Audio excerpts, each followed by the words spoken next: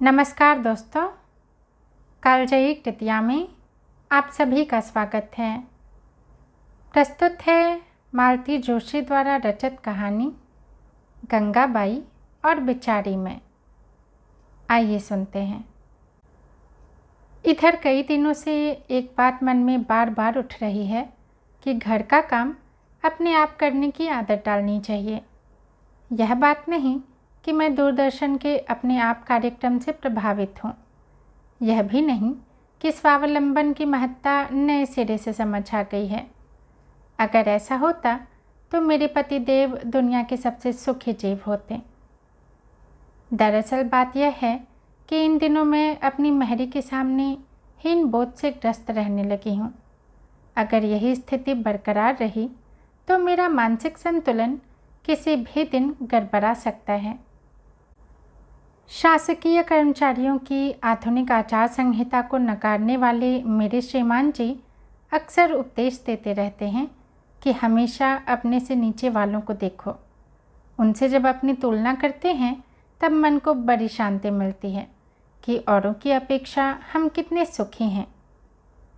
अब तक तो यही नुस्खा आजमाती आ रही थी और वह कारगर भी होता था, पर जब से गंगाबाई इस घर में अवतीर्ण हुई है सारे सिद्धांत उलट पुलट हो गए हैं। मेरी यह काम वाली मेड सर्वेंट मुझे बराबर शॉक ट्रीटमेंट दे रही है। जैसे ही मैं एक आघात को पचाकर सामान्य होने लगती हूँ, वह दूसरा शगुफा छोड़ देती है। सबसे पहला धक्का उसने मुझे उस दिन दिया था जिस दिन अर्जुन सिंह सरकार ने झुग्गी झोपड़ी वालों को रातों रात मालिक बना दिया था। मैं माँ की एक बात गांठ बांधे हुए हूँ कि हमेशा नौकरों के सुख दुख में शरीक होना चाहिए। इससे आत्मीयता बढ़ती है। इसलिए सुबह सवेरे जब वह काम पर आई तो मैंने उसे बधाई देते हुए कहा, गंगाबाई मिठाई खिलाओ, अब तो तुम्हारी झुग्गी तुम्हारे नाम हो गई है। हो, उसने हिकारत से मुँह बिचकाते हुए कहा, हम कौन झुग्गिन में रहत हैं, हम आओ तो क्वार्टर है। सरकारी काय को, उसने ठसक के साथ कहा, हम प्लाट लेके बनवाए हैं। अपना समूह लेकर रह गई मैं, बड़ी बधाई देने चली थी। अब तो सोचती हूँ कि रिटायरमेंट तक कोई जुगाड़ नहीं जमा तो गंगाबाई के क्वार्टर में ही चले जाएंगे। आखिर सिर छुपाने को कहीं तो जगह चाहिए। मुझे उम्मीद है वह मना नहीं करेगी। मेरी अब तक की भलमनसाहत का कुछ तो लिहाज करेगी। चकित होने का यह क्रम तब से बराबर चला आ रहा है। एक दिन वह नई नकोर साड़ी पहन कर आई। उसकी झलमल आभा को देखकर फिर मुझे माँ की बात स्मरण हो आई। मैंने प्रशंसा का वाक्य फेंका, अरे वाह गंगाबाई, आज तो बड़ी दमक रही हो। अच्छी लगी? बहुत अच्छी। कितने में खरीदी? 100 के नोट में 10 फेरे थे, उसने हिसाब लगाकर बताया। मेरी तो सांसें अटक गई। 90? बाप रे! मुझसे रहा नहीं गया तो टोक ही दिया। इतनी महंगी साड़ी पहनकर बर्तन मांजने चलती, इसे कहीं आने जाने के लिए रख दो, काम में तो पुरानी भी चलती है। आवे जावे को तो दूसरी धरी है, 2 टेरालीन की हैं, एक जापानी है, एक गंजी की है, एक बुली सोऊ है। जा तो हमने रोज के लान खरीदी है। कुसमा के पापा कहते हैं कि सब लोगन के घर ढंग से जाबो चाहिए। अपनी 45 रुपए वाली साड़ी की सलवटी ठीक करती हुई मैं चुपचाप वहाँ से उठाई। तब से हर रोज़ दोपहर को मैं जरा ढंग की साड़ी पहन लेती हूँ ताकि गंगाबाई की और मेरी दोनों की इज्जत बनी रहे। उस दिन दोपहर में मैं स्वेटर में सिर डाले बैठी थी। नूतन के लिए स्कीवे बुन रही थी। एक जालीदार नमूना डाल रखा था, पर पता नहीं कहाँ क्या गड़बड़ हो रही थी। हर 5वीं सिलाई में एक फंदा गायब हो जाता था। उसे खोजते हुए 3-4 सिलाइयाँ खोलकर फंदे उठाने पड़ते थे। मेरी तो आंखें दुखाई थीं। एक तो मैं अपनी उधेड़ बुन से वैसे ही परेशान हो रही थी, उधर गंगाबाई घर जाते जाते दरवाजे में जमकर खड़ी हो गई। कोई इस तरह घूर कर देखने लगे तो मेरा अच्छा भला बनता काम बिगड़ जाता है। यहाँ पहले ही सब उलट पुलट हो रहा था। मैंने बेचारी से उसकी ओर नजरें घुमाई तो सहानुभूति में डूबकर वह बोली, भाई साहब, रोज रोज हलकान काहे होती हो? मशीन पे काहे नहीं डाल देती? अब तो गली गली में मशीन लग गई है। मशीन पर उतना अच्छा थोड़ी ही बनता है, मैंने दलील दी। ये लो, हम तो अभी 3 ठो बनवाए हैं, एक कुसुमा को, एक बबलू को और एक कुसुमा के पापा को। ऐसे अच्छे बने हैं कि बस। क्या बनवाई लेते हैं? मैंने मिमिया कर पूछा। गोला पीछे 3 रुपया लेते हैं। ये तो बहुत महंगा है, तुम खुद क्यों नहीं बनाती?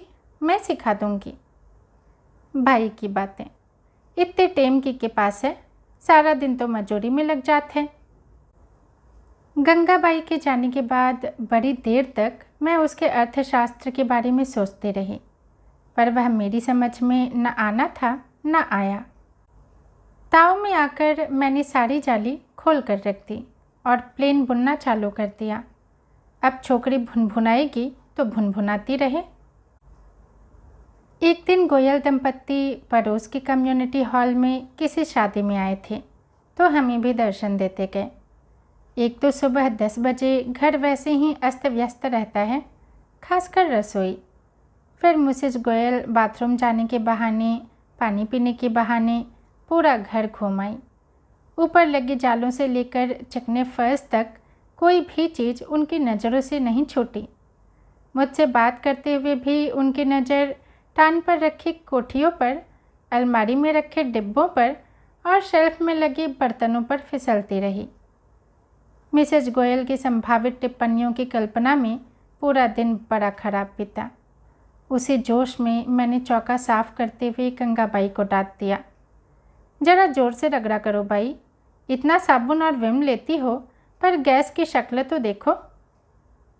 हम तो खूब अच्छे से पोछत हैं, उसने गीला कपड़ा फटकारते हुए कहा, पर अब वो रसोई बदरंग है तो क्या करें?